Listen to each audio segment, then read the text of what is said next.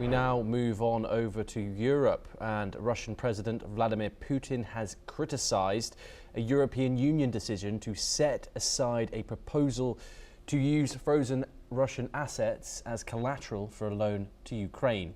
Speaking at his annual end-of-year press conference, Putin described the plan as a robbery, accusing the EU of attempting to illegally seize Russian property. He said the idea ultimately failed because it would have carried what he called grave consequences for those involved. Putin added that Moscow would defend its interests through legal channels, warning that any move to confiscate Russian assets would undermine international law and trust in global financial systems. The European Union has been debating how to use profits or assets frozen since Russia's invasion of Ukraine, but concerns over legal risks have slowed progress. Okay, a huge development today, of course.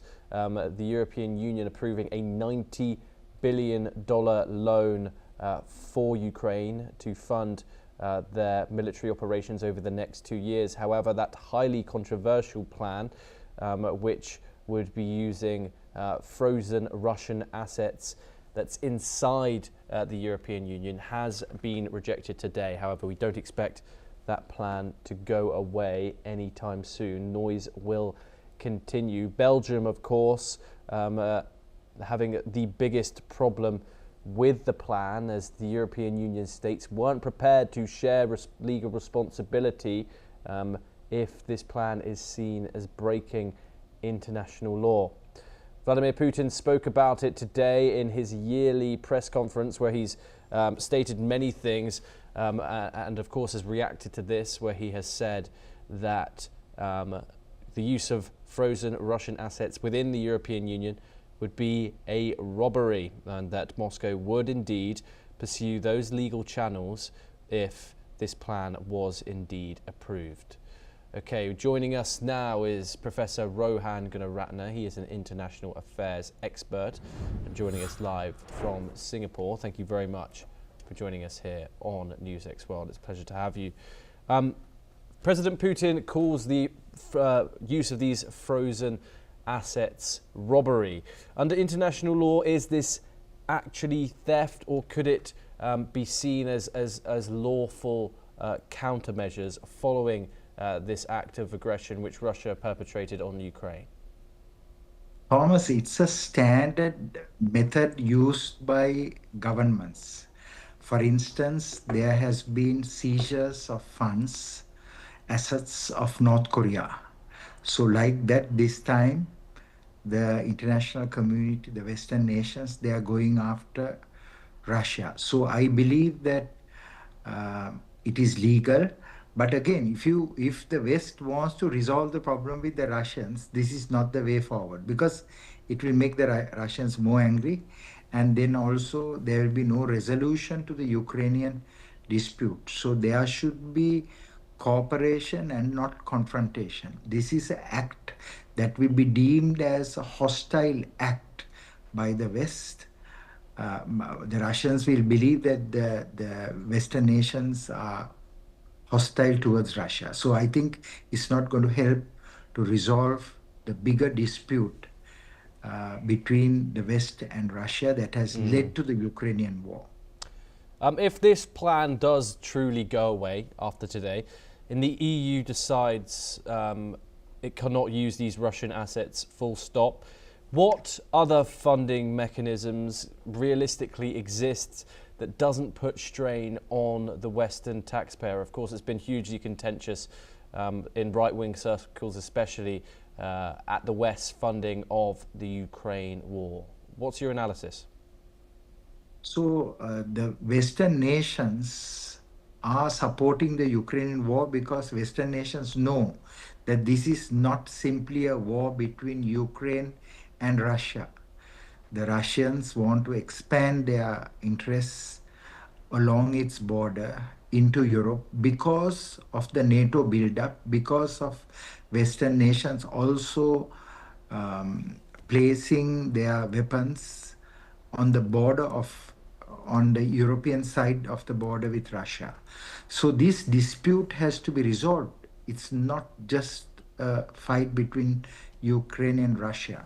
But the most recent action that you described very well is going to make this conflict further away from resolution. Yes, do stay with us, Professor Gunaratne, as we have further news coming our viewers' way. But for now, we have breaking news coming out of the Indo-Pacific, and at least 9 people have been injured after an attack at a Taipei subway station. Taiwan's Premier Cho Jung-tae said a suspect released smoke bombs inside the station and then attacked bystanders. Details on the victims were not immediately released.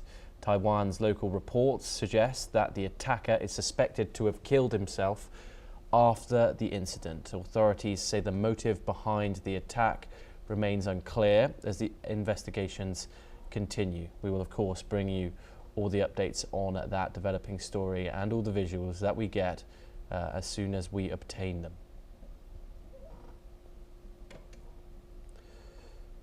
We now move on and back over to Europe for our next story. And Ukraine has carried out a drone strike on a Russian Shadow Fleet tanker in the Mediterranean Sea, marking the first such attack so far from home.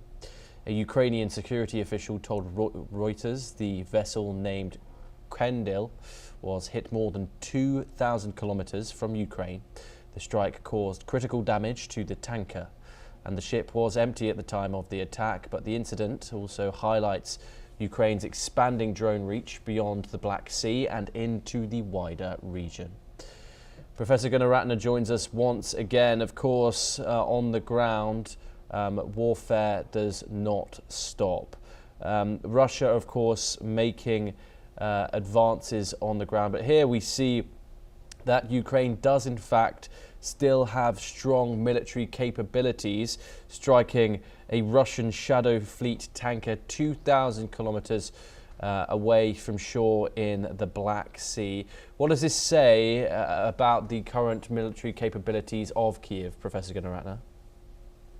Ukraine has expanded their capabilities very significantly because Western nations, the Americans, and the European countries are supporting them.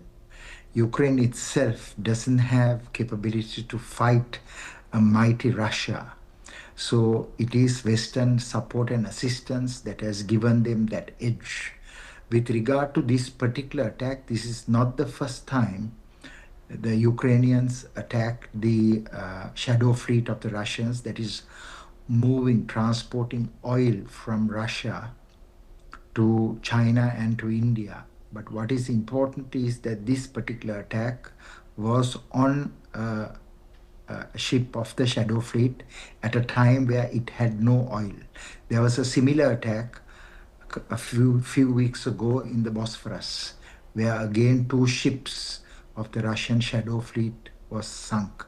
So if you look at the pattern of these attacks, it appears to me that it will continue, and it will become increasingly difficult for Russia to move its oil that is now sanctioned by the United States and by European countries to India and to China and to other countries that is buying Russian oil. Yes, Professor Gunaratne, thank you very much as always for joining us. It's always a pleasure to talk to you on the programme. We now move over to South Asia for our next story, and Pakistan has said that it had detected